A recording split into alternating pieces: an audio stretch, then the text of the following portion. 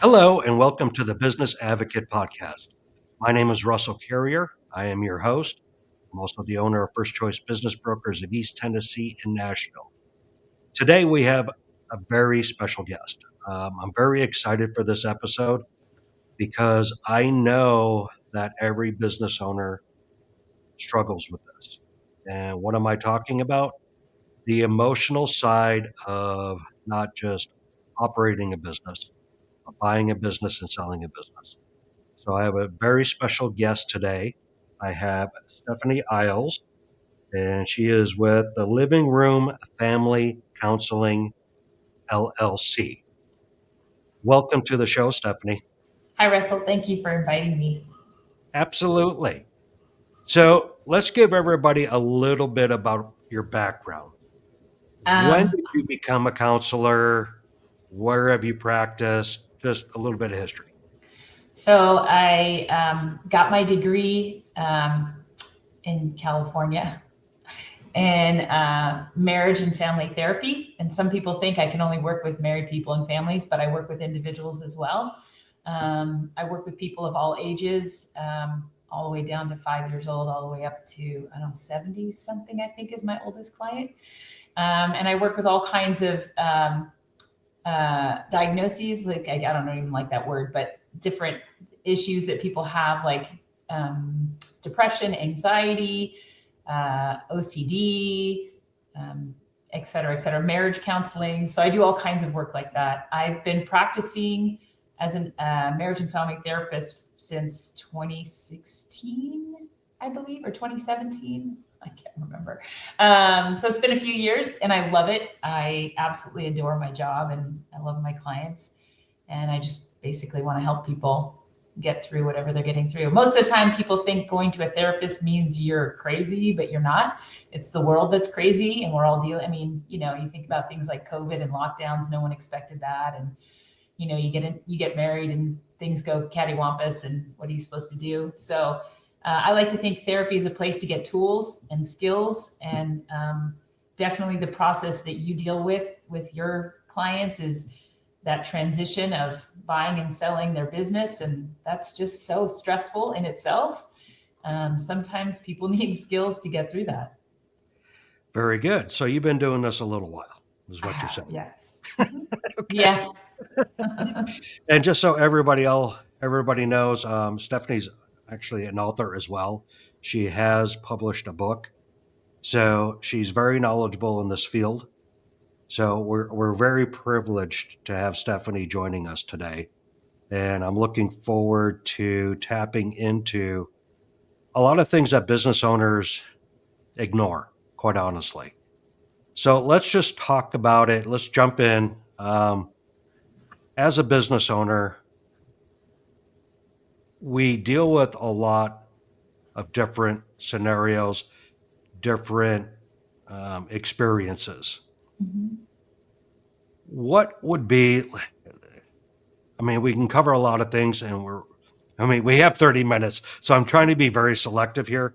Name like three areas where business owners are impacted emotionally by running a business. Okay, so just basically building a business when you're sort of the person that's in charge of everything. There's a few things. Imposter syndrome, we hear that word thrown around a lot. Basically, that's the idea that you are successful, but you doubt your success and you wonder why everyone else is telling you you're successful. Which a lot of times it's our own insecurities that are preventing us from seeing our own success. And then another one would be that sort of inner dialogue of doubts and expectations that we have. So sometimes when you're building a business, you have this idea of what success is going to be.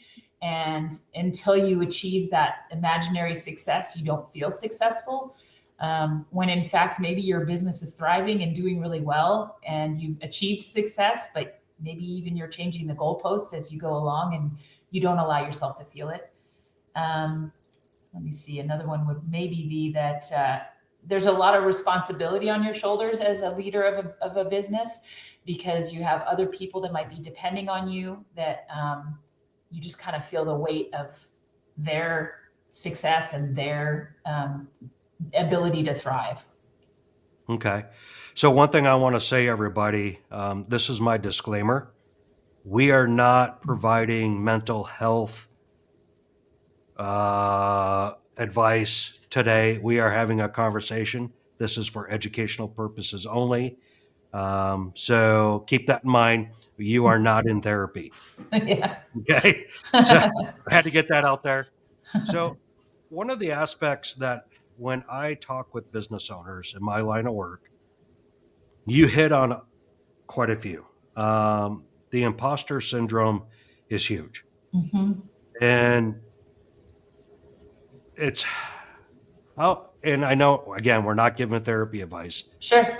just a couple of ideas. So, How does somebody deal with the imposter syndrome? so some of the things that you can do with imposter syndrome is sort of, I call it the reality check. And you pick those people that you trust and you lean into their knowledge and their statements about your business and where you're at, and trusting them and internalizing the compliments, internalizing the statements of measured success even. I think a lot of times that imposter syndrome comes from that insecurity inside that we're not good enough, and it probably goes back to someone who we're looking for validation from. But the truth is your business is the validation. You have a business, it's thriving, it's working. That means you've been a success, and it's maybe doing a reality check on your expectations of what you think success actually is. Okay. So as Stephanie mentioned, it's hard to do alone, number one. Yes. So, I mean, and I've done podcasts on networking and business coaches and advisors. It's something I stress all the time. Have a sounding board, Mm-hmm. and I don't mean your family, That's because wise. this is another aspect of the mental side of being a business owner. It's not just running the business; it's Mm-hmm. the outside influences, and this could be family, Mm-hmm. because most business owners are taken away from their family because they're focused on trying to run a business, Mm-hmm. or not trying, they are running a business. Touch on that a little bit. I mean, how I know this is big. I mean, I've gone through it. I still go through it. Mm-hmm. Um, Anybody that runs their own business or practice, you have the other side, you have the personal side. And sometimes there's a conflict there. Would you agree with that? Oh, absolutely. I think anytime you're in charge and the business is basically your investment, I mean, there's a financial stress on a family. There's an emotional stress, because building a business always creates emotion and always creates financial risk. And if you're taking a risk, your family's taking a risk, and that can become something that you bring home, and you shouldn't, but I mean, it's inevitable to bring it home. And so, yeah, there's definitely an impact on your family. If you get to the point where you've reached success, you should celebrate with your family, because they've been on this journey with you, whether you believe it or not. Hopefully, they've been supportive, but it is a very stressful time when you're building anything. Absolutely. And I love what you just said there. When you have a success in the business, celebrate with the family. Mm-hmm. Because what I hear a lot is the family is resentful Mm-hmm. toward that business owner because they normally bring home the heartache, the stress, the anxiety of running the business. Yeah, So, I actually have a thing, because I have a lot of people that I work with that are business owners or business people who work in difficult industries. And I have this thing called first five. And if you're away a lot and you come home, I say the first 5 minutes should only be positive. And I want people to be connecting with their spouses, their kids, like take a minute to stop and just enjoy your family for 5 minutes before you say, this was stressful and this was a pain or whatever.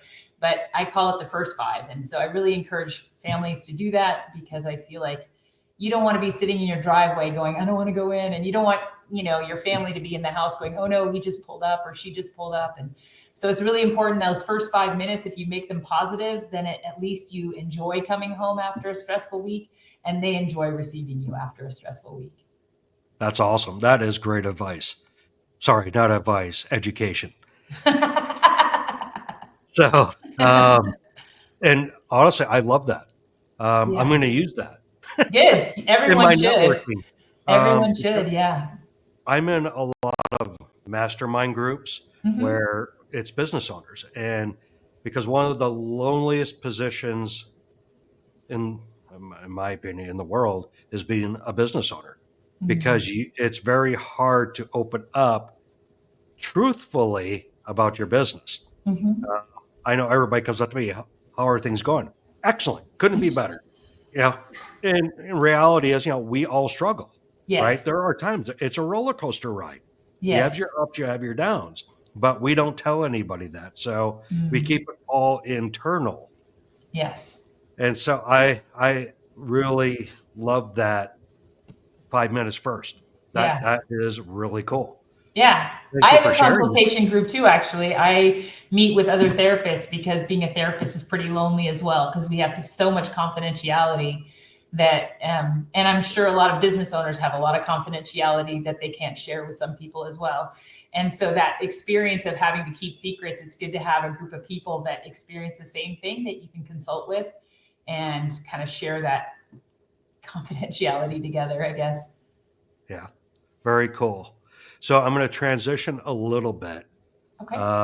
So we talked about the emotional side of being the business owner and how it translates to the family. And what I do in my business is I talk to a lot of owners that are thinking that maybe a family member will want to take over the business Mm. someday. And the reality is, the family members, the kids, have watched their parent run this business for numerous years.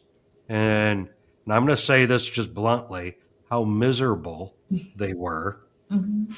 and how stressed they were, and how they were disappeared from the family because of the business, and the kids want nothing to do with it. Mhm. Yeah, and I think too, there's a change in the generations right now. Like, I feel like even if their dad had a great experience with their business, a lot of this new generation, they're not really interested in inheriting. Like, it's funny, I read recently that like nobody's inheriting their mom's like or grandmother's like china or whatever. There's sort of this newness in this generation, and I think that comes from being connected to the web and connected to uh, like high tech. And so new and different and changing is very popular in the younger generation. And sometimes they don't want to inherit something, they want to create something. So in some ways, a man who has created or a woman who's created a business and wants to hand it off, if their child is saying, you know what, I want to create my own, in some ways that's a compliment as well, because you're telling your parent, hey, you created something and I want to do that too. I want to create something. I don't want to just jump on your shoulders and go from there. But I actually want to start from the ground up as well. So sometimes it could be a reaction that's a compliment, but it could also be they've watched a parent be miserable in their creation of this business, and they just don't want to experience that again. But it could be either one. But it seems to be a trend that people are wanting to be in a more new experience than inheriting things. I don't know. That's just the new generation of everything's new, I guess. Yeah. So you have the one side from the kids looking at it because of the parents, what they brought home. Mm-hmm. And now you have the business owner who feels rejected Mm-hmm. on the opposite side. So I think what you just mentioned, it may not have anything to do with the business itself. Mm-hmm. or that they've maybe it was a pleasant experience with the business owner of the family, but they want to start something on their own. Right, right. And it's really hard because children are really unique from their parents. We know that they seem like they're like their parents, but they like different things. I have a son who loves music, and I am musically challenged. And I have another son who can do calculus in his head. And so I love math, but not at that level.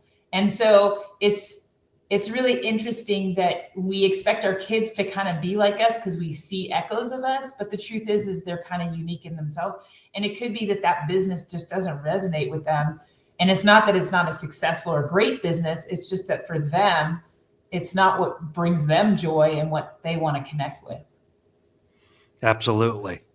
So let's talk about when a business owner is considering selling a business.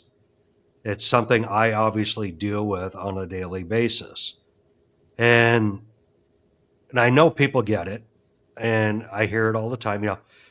People are emotionally attached to their business.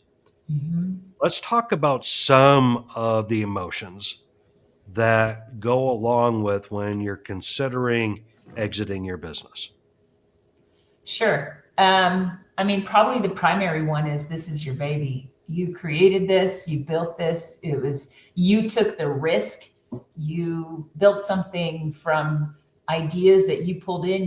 You achieved collecting all the resources that you need to get where you are, and it becomes you get attached. This is your creation, and it's not easy to hand it off to someone else because you get into your head and start what ifing yourself, and what if this person doesn't take the care for it that I did, or what if they run it into the ground, or what if this, what if that. And it's really hard to let go of something that you've created and put your heart into. Absolutely. One of the other aspects that I see a lot is what comes next. Um, Yes. I mean, the business has been their life Hmm. for however long. I mean, it Hmm. could be 2 years, it could be 10, it could be 30. Yes. And I've seen where business owners get to the closing table and they panic Sure. because they're losing what they believe their identity. Right. 100%. And I think my encouragement is, I mean, that's the same that people go through when they retire as well. I think you get this identity in your work. And I think more men than women, I don't necessarily like to stereotype, but in general, men tie themselves into their identity of their work because they have that provider, protector kind of thing going for them. And I think that finding that meaning afterwards is important. I think having dreams that go be I mean, here's the thing, if you're 70, 60, 80, you could live another 10, 20 years. And so it's having a new dream. It's allowing yourself to dream beyond this business that you are. The business is still just a business, and it's not who you are. It's a part of who you are. Um, and even if you sell it, it's still a part of who you are because it got you to where you are now as you're heading into a different maybe venture or retirement or whatever it is. Um, Finding that new purpose is kind of allowing yourself to dream outside the box again, like you did when you were 20 or 19, or finishing up high school, and imagining a different. I like to think of it like, how many lives do you have in your life? Like, how many times do you get to go through something? I started out as a financial advisor and analyst in high tech way back when, and now I'm a therapist. And I think, like, each one I've had a great experience and I've grown in. I think it's an opportunity actually to grow in a different area, and actually that challenges our mind. And I don't know, I think it's kind of exciting for someone to be willing to take a leap of faith that there's other things out there for them. And if they've created, here's the thing that they can hold on to, they've created this amazing company and it's a success. for them to go now and do something else, it's almost impossible for them not to be a success. They know how to be a successful person. They know how to get resources and think outside the box because they've done it before. So I think that it's actually a pretty exciting time because they could create something new and it could be very different from what they've been doing for a long time. So you mentioned, they had a successful business, Mhm. and when they exit, they can take that success with them. Right. I think that is a lot of the fear. They associate that success only with the business. Mm. And it's not advice, it's a conversation I have with sellers is take what you learned Mhm. and go help other business owners. Oh Be- yeah. Become an advisor. Yeah. Um, Join mentorship groups. Take that success, that mindset that you accumulated, Hmm. and help these lonely business owners that are out there Yes. that are afraid to talk to other people. Yeah. Go I talk mean, in classrooms, even. Go visit local schools and business schools and be willing to share your success and what you did. I think people would be surprised at how much their success will inspire other people. absolutely. Now I want to bring up the other side. Okay. So you sell the business. This is a fear, and this is a true fear that I hear about. Okay, I'm selling my business. I'm getting to the closing table, but now I'm going to be home all the time Mhm. with my significant other. And this hasn't happened throughout the duration of the marriage. Mhm. And the fear is, we usually see each other a couple hours or an hour in the morning, a couple hours in the evening, and then we go to bed and we do the whole thing over again. Now we're going to be spending 10 hours, 12 hours together during the day. And that creates anxiety Mhm. because they're fearful maybe this it's a whole new relationship Mhm. aspect. I think probably the number one thing to do first is to sit down with your spouse and have a real conversation about expectations. Successful marriages have a balance of autonomy and intimacy. And I think when suddenly you go from a lot of autonomy to just a little autonomy, it's finding those things that you like to do. My husband loves to fish. I can't stand it. Occasionally I'll go with him because I like to spend time with him, but I encourage him to go fishing with his buddies, or he encourages me to go have lunch with my friend and hang out with her. It's important to understand the expectations. Sometimes when we come home and we're home all the time, we think that our spouse wants to be seeing us all the time because we're in the same house.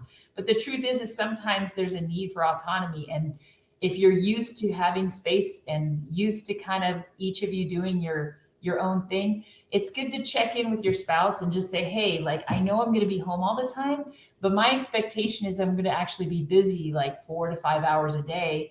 And if we want to hang out, let's kind of make it an intentional time together rather than just expecting it day in and day out. And then allowing the spouse to, share her or his expectation of, this is what I've been experiencing living here all the time without you here all the time. And this is the space I need. These are the spaces in the house that I like to hang out in sort of for my quiet time, or this is where I enjoy whatever it is they like to do. It's finding that communication with your family so that I think people forget to communicate. They just make assumptions. And once you do that, it starts to break down because people get upset and they aren't talking about what their original expectations are when they came home and said, hey, I'm going to be home a lot now. So let's talk about it. Absolutely. Essentially, the business owner is invading Yeah. the other spouse's environment, Yes. right? Yes. Because they have a set schedule when the other person's operating the business. They're doing whatever they normally do during the day. And so Yes. it's a complete 180. I mean, Hmm. Yes. communication is key.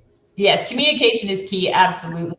And flexibility. And so, yeah, and maybe shifting expectations, but also understanding that autonomy is a really important part of a relationship, that you're not going to want to spend every minute together, because people need just a little bit of like self-care and like some time to kind of replenish. Especially introverts have a tendency to need that time to like maybe read a book or play a video game or be alone and watch their sports, and they just need that time. But yeah, I think a communication will fix a lot of that. That's something that I teach a lot, is communication, because actually I think that it's a skill and people think they know how to communicate. Some people don't know Maybe. how to communicate. It's also different to communicate in a business than it is with your spouse. That's a mistake a lot of people make. They bring their skills home from work, and those are different communication skills altogether. Absolutely. Yeah. You start giving all these directions and orders to your family members. You want to see pushback? Absolutely. So I kind of mentioned it earlier. It happens when it's a day before closing, Mhm. and the seller, it's almost inevitable. I get the Mhm. phone call. Mhm. Am I doing the right thing? Right. And I'm not a counselor. Um, I've gone through this a few times in my career where I've exited businesses, and I understand that fear. Mhm. Um, and the best advice I always give people is talk to a counselor. Yeah. I truly do. Um, what is that emotional piece? I don't want to just say it at the very end. It's What is the grief. driving emotional part? It's grief. It's absolute grief. When you send your kids off to college, there's a little bit of like, you cry, you're sad, they're leaving. But I'm also like, all right, good luck, have a good time. When you're saying goodbye to your business, there's a lot of conflict in your mind, because there's part of you that's like, I'm finally going to be happy and move forward, and I get to unload this thing that I've like created. But there's a part of you that's grieving, because it's a major transition. Anytime you do a major transition, you're going through grief, and people underestimate the power of grief. It sometimes is felt physically. You get tired, you feel strain, and you're wondering, I'm excited about this, but why am I feeling so awful? And the truth is, it's grief. You're saying goodbye to a big piece of your life. And I think it's important to allow yourself to feel those feelings. It's not stress, it's not anxiety, it's actually just grief. It's just your body letting go of something that you cared a lot about. And so I think it's important. I definitely teach people how to grieve, because I'm terrible at grieving. Sometimes I have to remind myself what I teach other people. Grief, it happens all the time. It's anytime we're saying goodbye to one thing and turning to something new and unknown. That's frightening, but it's also a grief process. I let business owners know that are thinking about selling to be prepared. Yeah. Um, it's like a death Mm-hmm. or a divorce. 100%. Um, they're very similar mentally when as you mentioned several times, it's a loss. Yes. Um, go ahead.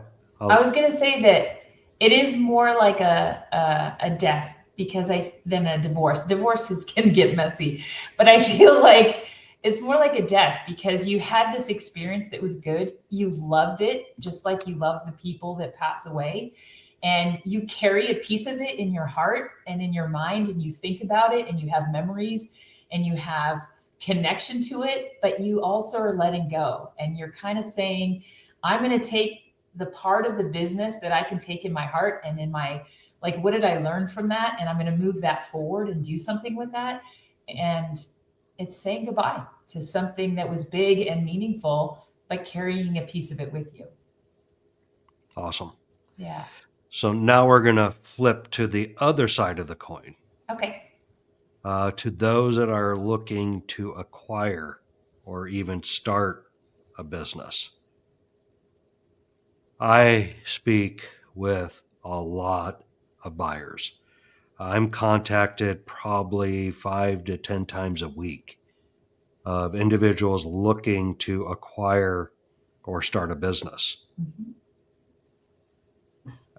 Where to even begin, to be honest with you? Well, I But will say there's two very distinct emotionally driven people in business. There's those who start from scratch. There's those who can build to the first 100 or the first 1,000 employees or whatever, even the first 5. There's those people who are just about vision and creation. And then sometimes they get to a point where they actually drive their own business into the ground. And then there's those who come in and they're okay, you've given me an amazing root system and I'm going to grow this puppy. And they're the ones who are good at going from 100 employees to 1,000 employees, or they're the ones who go from the $100,000 business to the $1 million business. These are the people who grow businesses. So it really depends what person you are. If you're like a grassroots, I need to start at the very base, that's such a different approach to someone who's coming in and they see a business that's successful or thriving and they're like, I can take this to the next level. I can do something big with this. That's a different person. And it's kind of two different kind of buyers, I guess. Would you experience both or? absolutely. Okay. Um, yes, is a quick answer. Uh, so we talked about the positive sides. Yes. There is this, and it's a common term, and I'm going to let you say it in a minute. As buyers go through the process of acquiring a business, midway through, and it's usually right after due diligence, this happens. Buyer's remorse. There you go. Yeah. That's, I think, comes when you have an expectation of feeling a certain way when it's all said and done, and you don't feel that way. And I think it's hard to predict how you're going to feel at the end of a process like this because it's such a big process. I think it's good to let go of your expectations in the process from the beginning and just know who you are as a business owner and who you are as a business builder, because you're not going to have that feeling right away. It's really about you taking over and then infusing yourself into that business and getting to that goal rather than feeling it right away. Right away is not going to feel that way because you can't predict the emotions around a new business that you haven't dug your fingers into yet. Wouldn't you say? Absolutely. And so buyer's remorse is when the deal is done, you Mm-hmm. spent your money. Yeah. Um, then we'll stay on that, and then I'm going to talk about through the process. Okay. So a lot, I work with the owners, at least I invite them to work with me after they acquire a business, because exactly what you said. They expect that it's going to be this huge celebration. I'm now a business owner. Look at me. I succeeded. And then they go to work Yes. the next day and they come to realize it's not easy. Mm-hmm. There's a lot of moving parts, all the things that we talked about earlier as a business owner, the Yes. responsibility, the anxiety, the stress, that it's inevitable, right? Mm-hmm. So, yes. And then the buyer remarks, what did I do? Mm-hmm. Right. And now typically they have this huge financial obligation Right. that they owe to the SBA, a lender, private equity, whomever they got the money from. They have to pay that back. They got Yeah. to pay their employees and they got to put food on the table. Mm-hmm. And most people don't think of that in the process of buying. They close and then it hits. Oh my Yes. God, what did I just do? Yes. The rubber hits So the road, right? It's I have to do exactly. something now. So what, again, not advice, what educational information Would you share for these people that are going through this process, getting ready to close, to I temper that big, it's a high then a low? Yes, I think it's changing your expectations and understanding. I mean, I'm hoping that when people come in to see you and they're thinking of buying a business, they've thought through a little bit, asked some questions before meeting with you about what they want for their business, what they're hoping to put into their business, because I think it really isn't their business. I mean, until they really infuse themselves into it, right? Like, it's a to be in charge of everything is an emotional aspect, and it's responsibility, and you need to understand that responsibility before you even start the process, I think, of buying a business. And I think you're going to feel something either way, but I think sometimes too people label their emotions before they even know what they're feeling, and they could be thinking it's buyer's remorse, but it could also just be the, like, some people think anxiety's, oh, anxiety, blah blah blah, but some anxiety drives us to motivate. So maybe that feeling they're feeling is actually the motivation to go ahead and light that fire under yourself and let's do this. And so they might misinterpret and think, like, what have I done, because it's really stressful. Of course it's stressful. Expect stressful. Expect it to be a time of learning and transition. Any new job, even if you're getting a new job at McDonald's and you're the first day there, you're not going to know what you're doing for at least a few months, right? And really know what you're doing until you're at a point where you could train someone else. So if you're buying a business, you're just doing that at a much higher level. And so having compassion for yourself and having like patience with yourself, that you're going to have a little bit of bumps along the way in the beginning. But once you get your feet in there and you like get a hold of what you're doing, you're going to thrive, because that's your intention, and you have to trust who you are as a business person. So you asked me if people have conversations with me in regard to the high and the low. Yeah. And yes, and honestly, I try to explain the process in depth, not just from the process of how the transaction is going to go to close, Yeah. but what comes after. And I get a lot of buyers that say, don't be a Debbie Downer to me. And it's not me being a Debbie Downer, it's about the reality of it. Right. There is this huge high going through the process, and you close. And I've seen this. I've seen the posts on Facebook and LinkedIn. Congratulations to me. I'm successful. I just bought my first business. Mm-hmm. And then I get the phone call, usually within 30 days. Oh my God, what did I do? This is Right. not what I expected. Right. It's not going to be what you expect. And so I do try to prepare buyers for that, but it's Yeah. a fine line. Yeah. I don't want them to think I'm trying to dissuade them or stomp out their dreams, because it's Right. actually quite the opposite for me. I want to see more small business owners in America. I truly do. I Absolutely. believe it's absolutely needed right now. Mm-hmm. But I also want to see people be successful and have Yes. the right expectations when they Yes. acquire this business. You talked earlier about surrounding yourself with a team a little bit. I think when you're going through this process and heading into the like what happens right after, I think it's really important to have a team that is going to bolster your success. Like, it's going to come around you and kind of encourage you when you do feel that strain and stress, and you need to be reminded, hey, this is the first 3 months, or this is the first 30 days. Let's get you through this first 30 days, and then you got this, right? Like, I think it's important to have those people around you that are going to be reminding you that you can do this. I love the idea that you talked about a group of business owners talking about, because then they can say, hey, I remember my first 30 days, I was so stressed, and this, that, and the other thing. And sharing that experience, I think it's a great idea to have people meet with like-minded people that are going through like-minded or like experiences, and sharing that together. Absolutely. Awesome. The other side, and this is happening a lot, there's a lot of education on the internet of how to acquire a business. And It's like and the business version of WebMD, right? exactly. And all these advisors are saying, make sure you get that business owner to stay in the business, make sure they have equity in the business, have them finance a portion of the business.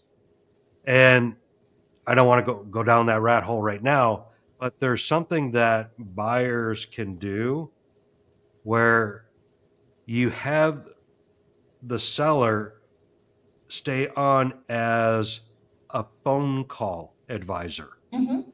They're not part of the business. They don't Right. have equity in business. They're not financing a portion of the business, but they're available to you for the first 90 days, for the I like first that. 180 days as your sounding board, Mhm.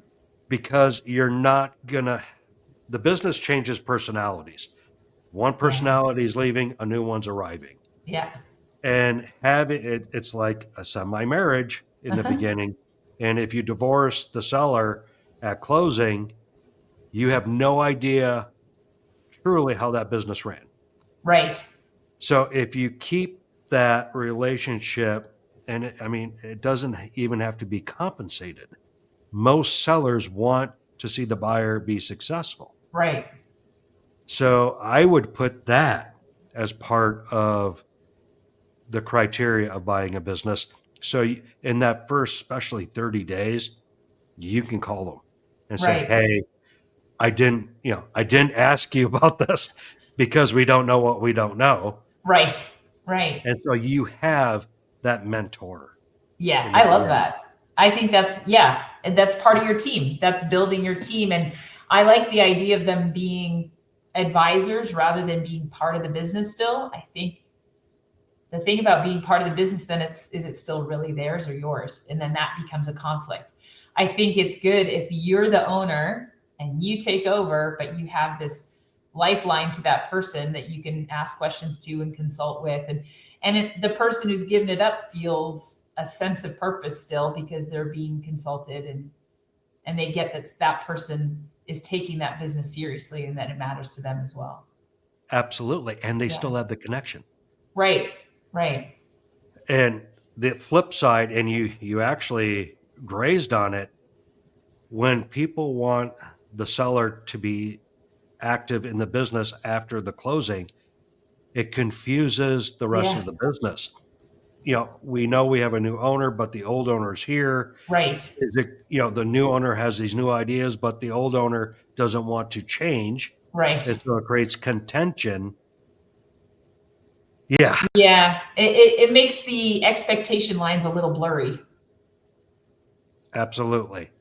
So I'm going to touch on one more thing. We are running over. Okay. I hope everybody is enjoying this. We are covering a lot of information very quickly. This is a very large topic.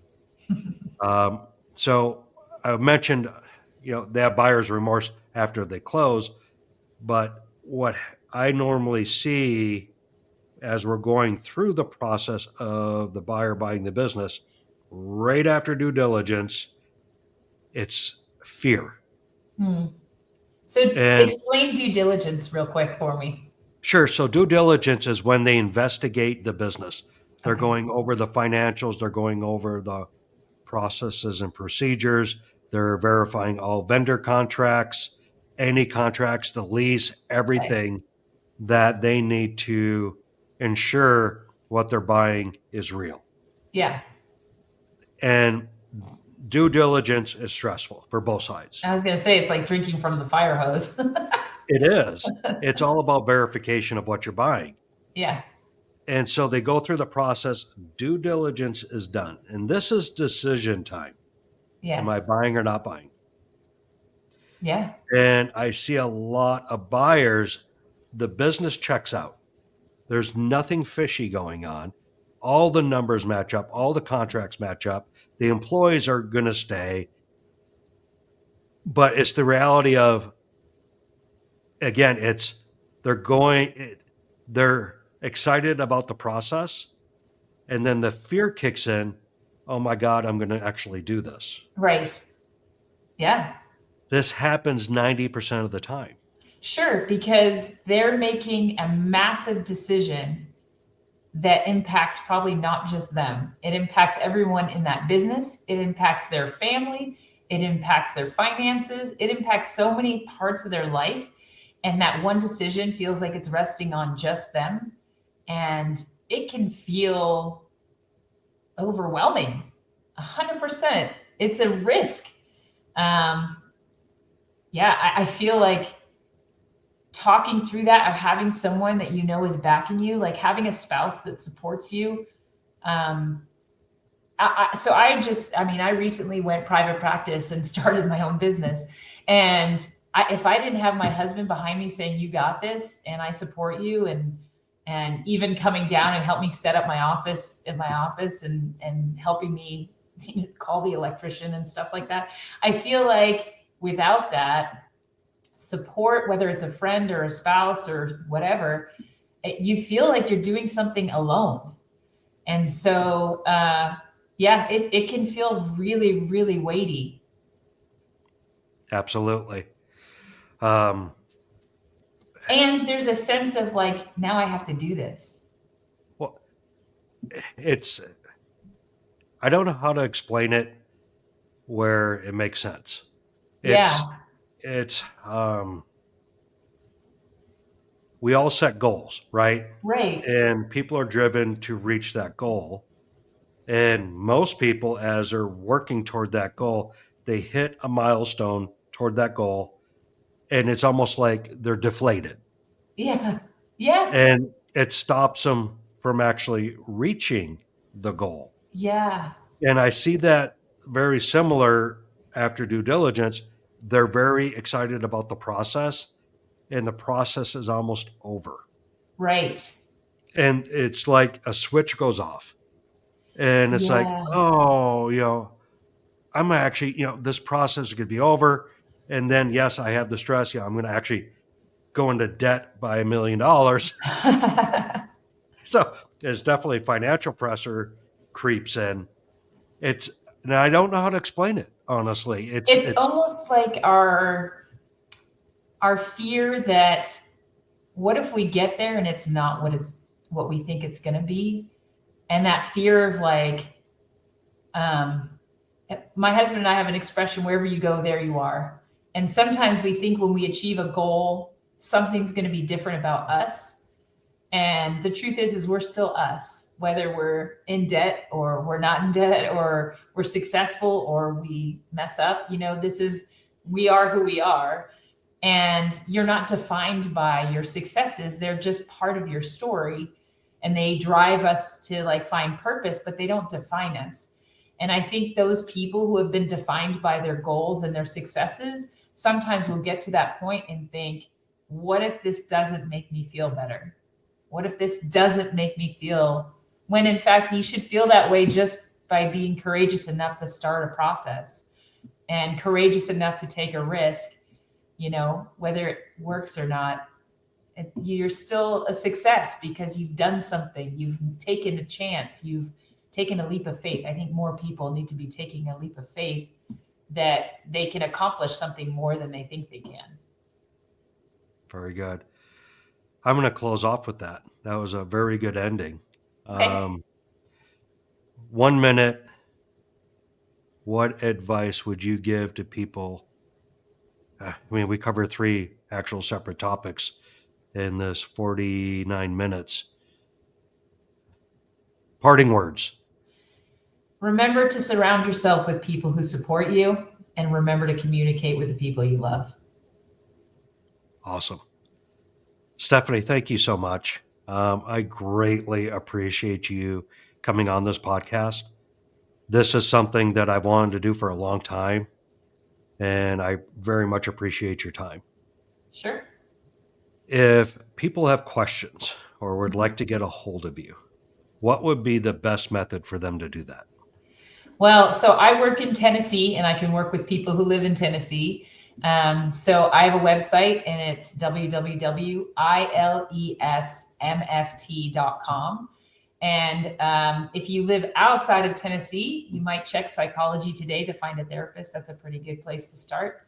But it's really important to talk to someone who has tools that they can give you to get through the emotional aspect of this. 100% agree.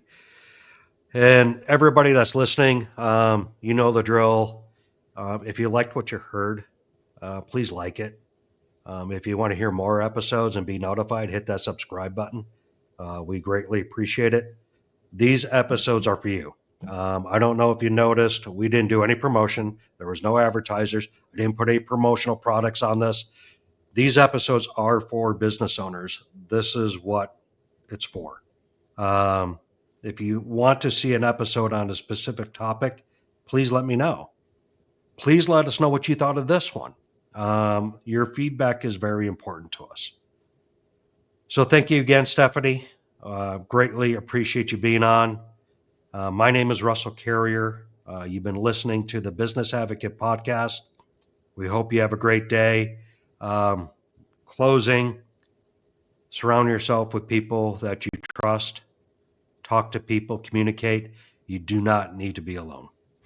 Thank you very much. Have a great day.